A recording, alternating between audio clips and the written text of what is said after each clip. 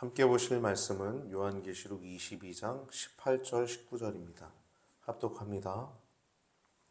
내가 이 책의 예언의 말씀을 듣는 각인에게 증거하노니 만일 누구든지 이것들 외에 더하면 하나님이 이 책에 기록된 재앙들을 그에게 더하실 터이요 만일 누구든지 이 책의 예언의 말씀에서 제하여 버리면 하나님이 책에 기록된 생명나무와 및 거룩한 성의 참회함을 제하여 버리시리라.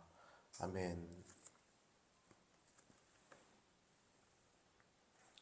오늘 말씀을 통해서 나눌 제목은 복음주의 신앙과 또 위험성이라고 하는 제목을 가지고 나눌 때 큰 은혜의 시간 되시기 바랍니다. 복음주의라고 하는 것은 이 자유주의 때문에 생겨난 말입니다. 성경을 있는 그대로 보지 않고 제 멋대로 해석하는 경향들, 성경을 해체시켜버리는, 그래서 예수님의 성육신, 예수님의 하나님 되신 부활과 예수님의 동정녀 탄생, 이런 것들, 인간의 이성으로 믿을 수 없는 것들을 다 해체시켜버린 것이 자유주의 신학입니다. 그러니까 우리가 복음주의 신앙을 갖는다라고 하는 건 우리 성도로서 당연한 것이고, 성도로서 마땅히 복음주의 신앙을 가져야 하는 것은 매우 중요한 것입니다. 그러니까 복음주의 신앙을 한마디로 얘기하면 성경을 있는 그대로 믿는 신앙이 복음주의 신앙입니다. 여러분, 복음주의 신앙을 가져야겠어요? 안 가져야겠어요? 가져야겠죠. 반드시 가져야 합니다.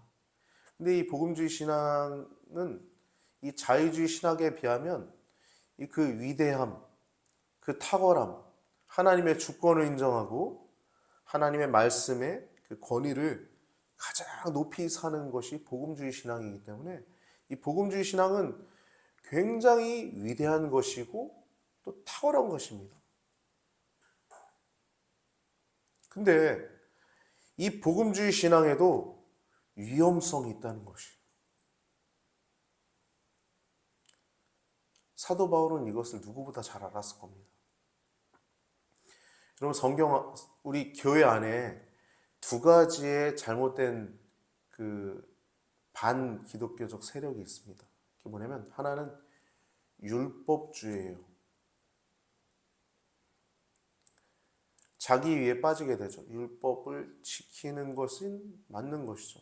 너무 율법을 지키고 하다 보니까 자기 위에 빠지다 보니까 내가 중심이 되는 신앙이 하나님 중심이 되는 신앙이 되어서 기도하고 말씀 보고 그렇게 교제하고 그런 신앙이 돼야 되는데, 하나님 중심의 신앙생활을 해야 되는데 율법주의로 빠지게 되면 내가 중심이 되는 거예요. 사도 바울은 이것을 잘 알았을 것입니다. 누구보다. 왜요? 누구보다 율법주의 중에 율법주의자였기 때문이에요. 바리새인 중에 바리새인이요. 가말리엘, 그 당시 가장 최고의 문화에서 성경을 배웠기 때문입니다. 그러나 예수 그리스도는 몰랐죠. 그래서 예수님 믿는 사람들을 다 잡아다가 가두기 위해서 그들을 찾고 또 공문을 가지고 막 체포해서 결박하여 갖다 대제사장들에게 주고 핍박하고 앞장섰던 사람이 사도 바울이었습니다. 그렇기 때문에 그 누구보다 그 율법주의의 폐단에 대해서 잘 알고 있었을 것입니다.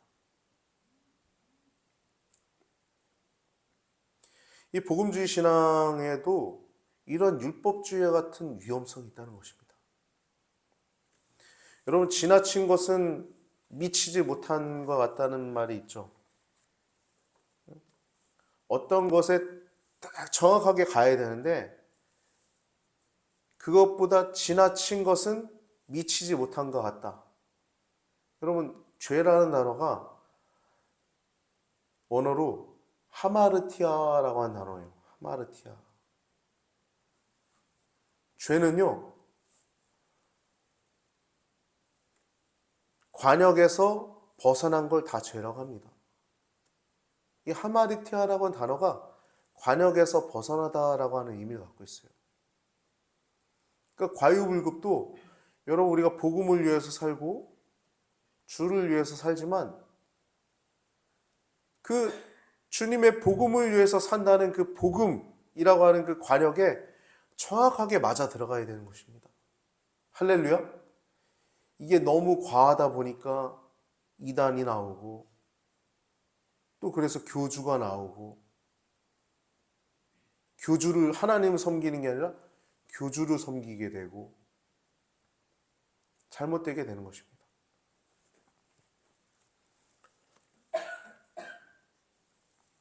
오늘 본문을 보면 내가 이 책의 예언의 말씀을 듣는 각인에게 증거하노니 만일 누구든지 이것들 외에 더하면 이 책에 있는 기록된 것들보다 더하면 이 책에 기록된 재앙들을 그에게 더하실 것이다. 그럼 요한계시록에 이 요한계시록을 쓴 요한이 지금 이 책에 기록된 것을 더하면 거기 안에 많은 재앙들이 있지 않습니까? 수많은 일곱 인을 뗄 때, 일곱 대접을 가지고 나올 때, 일곱 개 나팔을 불 때, 그 수많은 재앙들, 하나님의 심판에, 사랑의 하나님이지만 공의의 하나님이시기 때문에 할 수밖에 없는 그 심판들의 내용들이 나오는데 이 말씀을 더하면 그 재앙들을 더하겠다는 말씀이에요.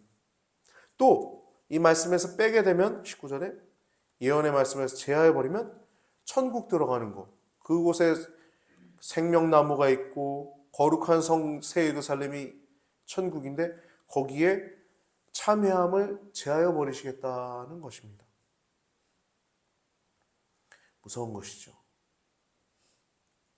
여러분, 우리가 이 사도 바울의 모습, 또 우리 신앙인의 모습, 우리 먼저 간 선조들의 모습을 기억해 볼 때 우리가 신앙생활을 한다라고 하는 것은 다른 어떤 것이 아닙니다.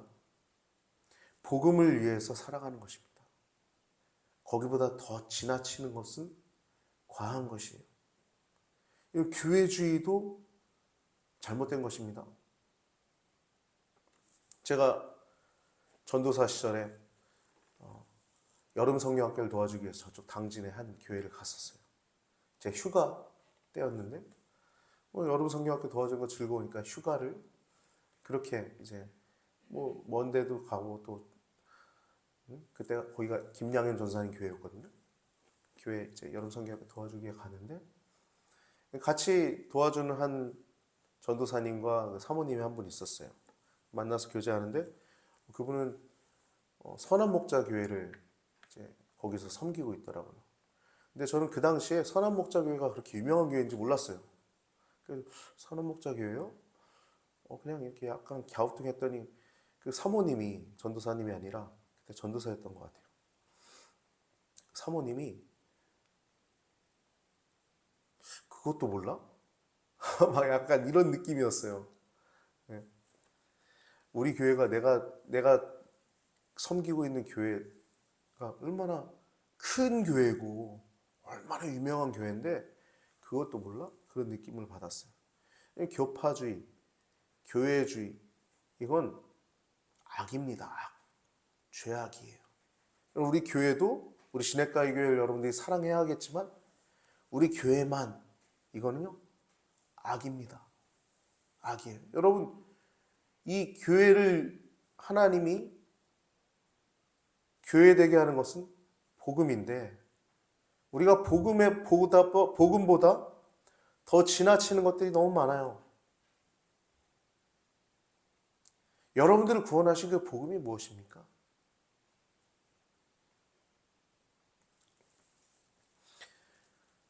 제가 오늘 말씀을 준비하면서 우리 성도님 가운데 한 분이랑 얘기를 나누면서 지난주에 나눴던 로잔대에 대해서 잘 이렇게 정확히 모르셔서 제가 오늘 로잔대 얘기하면서 이 복음주의 신앙의 위험성에 대해서 조금 더 한 번 더 집어드리려고 합니다.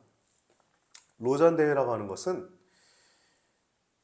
1974년도에 빌리 그리암 목사님과 또 존 스토트 목사님께서 이 복음주의 신앙을 가지고 로잔 대회란 것을 열은 것입니다. 복음주의 신앙을 가진 신학자들, 목회자들이 모인다는 것은 굉장히 위대한 것이에요. 더더군다나 계몽주의 때문에 자유주의 신학이 세상 가운데 막 물결같이 막 그런 상황 속에서 복음주의 신학자들이 모여서 교회의 본질을 확인하고, 교회의 본질이 무엇입니까? 복음, 예수 그리스도의 십자가의 죽으심, 그 복음을 확인하고 복음의 본질을 확인하고 또 사명을 확인하는 것이 로잔대회였던 거예요.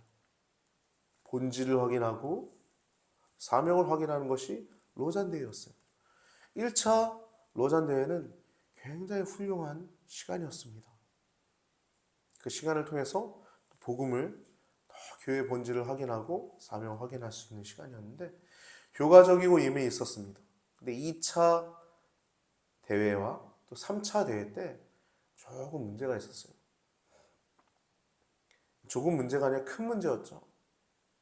초은제를 하는 사람이 와서 그 대회 가운데 초은제를 하고 또 그런 잘못된 어떠한 종교다원주의, 종교 혼합주의의 모습들을 제2차, 3차 때 보였어요.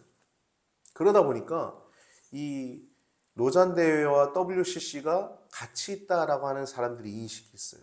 근데 그렇지 않습니다. WCC가 종교다원주의, 종교 혼합주의거든요. 근데 그렇지 않아요. 그 당시에 잘못해서 그 당시에 변질된 부분이 있을 뿐이지 WCC는 WCC고 로잔대회는 로잔대회입니다. 성도님들이 좀 이해하기 좀 어려운 부분도 있겠지만 성도님들마다 다 차이가 있기 때문에 듣는 것들이 있고 또 보는 것들이 있기 때문에 제가 얘기하는 것이 왜 목사님 이런 것까지 얘기해? 그럴 수도 있겠어요. 그러나 여러분 요즘 물결들을 알아야 되기 때문에 WCC는 그런 종교다원주의, 다른 데도 복음이 있다라고 하는 생각들을 가진 사람들이에요. 근데 로잔 대회는 그렇지 않습니다. 로잔 대회는 복음주의 신앙을 가진 사람들이 모인 것입니다. 그 제4차, 4차 로잔 대회가 저기 프랑스나 독일이나 미국이나 그런 데도 아니고 우리 한국에서 모였어요. 그것도 우리 인천이라고 하는 저기 송도 땅에서 모였습니다. 매우 의미가 있는 것입니다. 근데 더더욱 의미 있는 것은 지금 전 세계적으로 뜨거운 감자가 로 이슈되는 것이 동성애죠. 이 동성애 문제를 아주 정확하게 임팩트 있게 잘 디테일하게 다뤘기 때문에 저는 이 로잔 대회를 굉장히 높이 삽니다.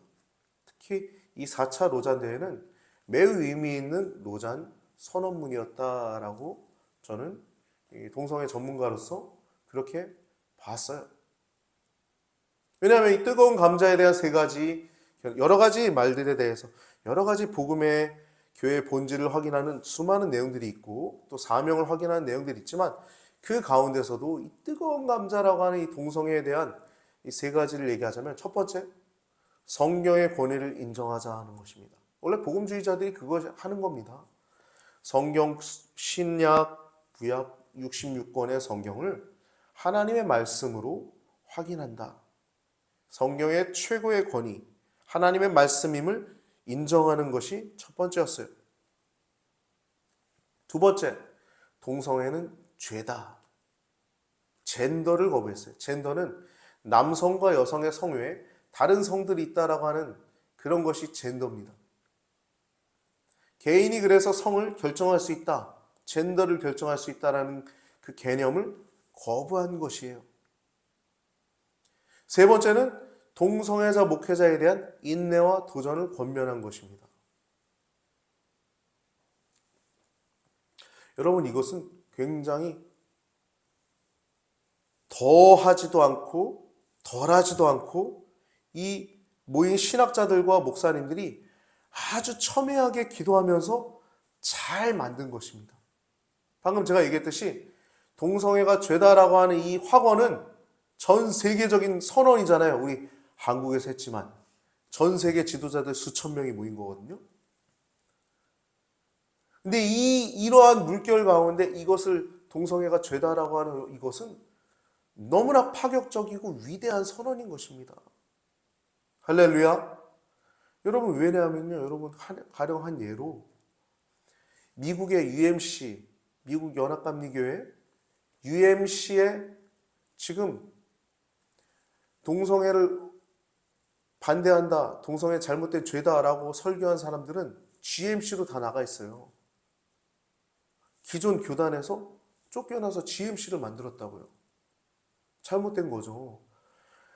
동성애 반대하는 사람들은 남아있고 동성애 옹호하는 사람들이 쫓겨나야 되는데 반대가 됐어요, 미국은. 심지어 미국의 그 감리교의 감독이라고 하면 리더잖아요, 영적 리더.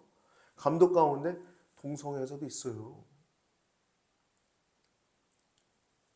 이러한 세계적인 교회들의 모습들 가운데 동성애가 죄다라고 하는 그것을 확인한 것은 매우 큰 의미가 있는 것입니다.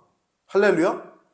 이것은 아까 얘기했던 감리교 감독 가운데 미국의 그 감독도 내가 동성애가 죄지 라고 하는 그 인정을 하고 하나님 앞에 회개하고자 나아가야 될 필요성을 각인시켜줬다는 것입니다. 할렐루야. 이해되세요? 로잔 대회가 그러니까 얼마나 의미가 있는 것입니까? 저는 그 내용을 보면서 야, 어떻게 전 세계 어느 도시에서도 퀴어 축제 막지 못했는데 우리 인천에서 처음 퀴어 축제 아예 무대 설치도 못하게 막았잖아요. 인천에서 동성애 반대하다가 수갑찬 감리교 목사님도 왔고 동성애 축복식 하다가 징계받아서 정직 2년 출교당한 부평역에서 그 목사도 나왔고 인천에서 정직된 목사가 안수한다고 감독에게 항의했다가 감독이 나중에 고발당해서 재판까지 간 과정이 있는 그 인천 땅에서 지금 이러한 선언이 벌어졌다는 것은 여러분 너무나 파격적인 것이고 위대한 것이고 놀라운 선언임에 저는 개인적으로 너무 기뻤고 야, 하나님의 섭리가 이렇게 위대하구나. 어떻게 인천 땅에서 이 전 세계적인 선언이 이렇게 이루어졌는가. 저는 감격이었어요. 근데 세 번째 얘기한 부분들 때문에 이 복음주의자들 가운데 이 근본주의자들이 또 있어요. 근본주의자들은 너무 지나친 좀 사람들이죠. 이 사람들이 어디에 마음이 걸렸냐면 동성애자 목회에 대한 인내와 도전에 대해서 얘기할 때 회개합니다. 그들을 이렇게 따뜻하게 보살피지 못했음을 회개합니다. 그런 내용들이 담겨 있거든요. 근데 당연한 거잖아요. 우리가 더 그들을 따뜻하게 저도 반동성애 하면서 그들에게 상처를 줬겠지만 그래서 회개한다라는 말을 거기 안에 담았는데 선언문 안에 담았는데 그것에 대해서 많은 반감들이 또 있었고 왜 회개 또 여기에 또 반감이 있었던 것 같아요. 동성애의 매력을 느끼는 기독교인들에 대한 무지와 편견으로 많은 지역교회에서 도전을 직면하였다. 동성애의 매력을 느끼는 기독교인. 이걸 간단하게 얘기하면 게이 신자죠. 게이 신자. 동성애자인데 교회 다니는 신자야. 근데 이 말에 불편함을 느낀 성도들이 있었다는 거예요. 목회자들이 있었다는 거예요. 여러분 알코올 중독자 신자 없습니까? 불륜하는 사람들 가운데 신자 없어요? 그럼 동성애 죄는 도무지 용서받을 수 없는 죄고 불륜 저지르거나 혹은 다른 죄악들 저지른 사람들의 죄는 조그만 죄입니까? 이게 밸런스가 안 맞는 거야. 밸런스가. 동성애의 매력을 느끼는 기독교인들 잘못된 길에 들어가서 중독된 그 기독교인들이 회복을 위해서 도와주고자 하는 사랑의 마음이 아니라 무슨 동성애자가 기독교인이 있냐라고 인식하는 사람들까지 있고 혹은 게이 신자라고 하는 그런 말들 그런 것에 대해서 참 많은 아픔이 있었던 것 같아요. 저는 이 모습을 보면서 제가 아팠어요. 제가. 왜? 그들의 과격함 때문에. 여러분 우리가 복음주의 신앙을 갖는다는 건 성경을 있는 그대로 믿는 신앙이라는 건 내가 가진 진리가 내게 전부야라고 하는 게 아닙니다. 그게 여러분 겁니까? 하나님 거지? 여러분이 가진 그 복음이 여러분 겁니까? 하나님 것이지? 여러분 자유주의에 비해서 복음주의는 놀랍도록 탁월하고 위대합니다. 그러나 이러한 약점이 있다는 것을 기억해야 할 것입니다. 제가 신학교 다닐 때 이 복음주의에 대해서 배웠어요. 동아리를 잘 들어가가지고 이 복음주의에 대해서 배웠는데, 그때 읽었던 책을 최근에 이렇게 들여다보니까 이런 내용이 있더라고요. 어떻게 또 하나님의 타이밍 참 신기해요. 복음주의의 위험성이라고 하는 부분이, 이 복음주의와 기독교의 미래, 알레스터 맥그라스라고 하는 복음주의자 영성가, 이분이 쓴 복음주의와 기독교의 미래라고 하는 책에 이 복음주의 위험성이라고 하는 부분을 보면 이렇게 나옵니다. 제가 읽어드릴게요. 잘 들어보세요. 복음주의자들은 흔히 나는 복음주의자이고 당신은 아니다 라고 하는 흑백 논리를 편다는 것이다. 때로 어떤 이들은 소위 엘리야 신드롬을 가지고 있다. 그들은 나만이 신실하며 다른 모든 이들은 비진리와 타협해 왔으므로 회개해야 한다 라는 식의 태도를 갖는 이들이 있다. 이럴 때 회개한다 라는 말은 하나님께로 돌아간다 라고 하는 진정한 의미를 잃어버리고 어떤 이의 독단적인 의견에 동의한다 라는 뜻으로 타락해버린다 라고 기록되어 있어요. 그리고 이렇게 얘기하세요. 이러한 태도는 바울이 경고했던 자기의의 추구와 분당주의가 가지고 있는 온갖 더러운 냄새를 풍기며, 고린도전서 3장 1절에서 4절, 나는 바울에게, 나는 아볼로에게, 나는 예수에게, 그런 내용도 있죠. 나는 베드로에게. 그 분당주의의 온갖 더러운 냄새를 풍기며 복음주의 내에서 매우 분리적인 충돌과 갈등을 쉽게 일으켜 복음 전도를 방해하게 한다라는 내용이었어요. 저는 이 내용을 보면서 어떻게 이 책을 저 잃어버린 줄 알았거든요. 이사 가면서 어디에 있는지 보이지도 않고, 나중에 보니까 이 목양실이 안에 있더라고요. 목양실도 여기 비가 새가지고 잠깐 좀 방치가 돼 있잖아요. 이 목양실 안에 있더라고요. 이 책을 최근에 발견했어요. 하나님 섭리는 놀랍죠. 제가 이것에 대해서 굉장히 마음 아파하고 속상해하고 있었는데 이 책을 다시 발견해서 딱 보는데 이 내용이 있더라고요. 여러분, 저희 동성애 문제를 들여다보면서 늘 이런 생각을 했습니다.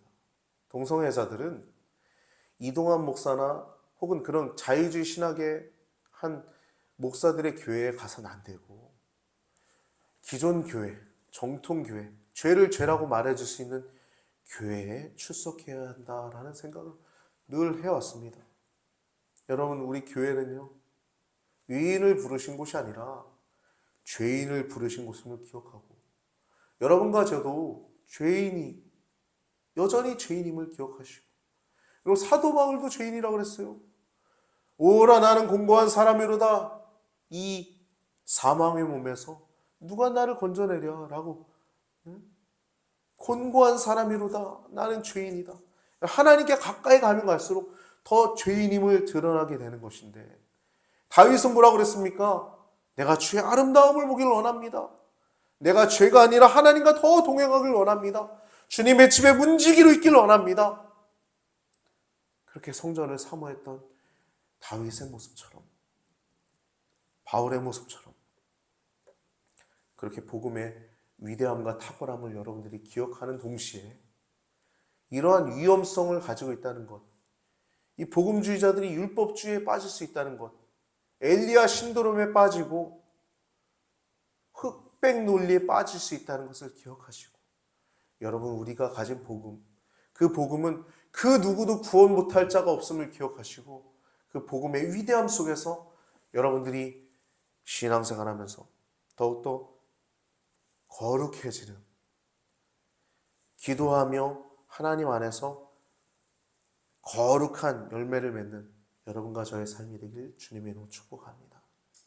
나는 포도나무요 너희는 가지니 저가 내 안에 내가 저 안에 있으면 이 사람을 과실을 많이 맺나니 나를 떠나서 너희가 아무것도 할 수 없음이라 말씀처럼, 여러분들이 예수님께 심겨져서 더욱더 깨끗하게 됨으로 말미암아 위의 열매를 맺고 더 거룩한 열매들을 맺을 수 있게 되길 주님의 이름으로 축복합니다.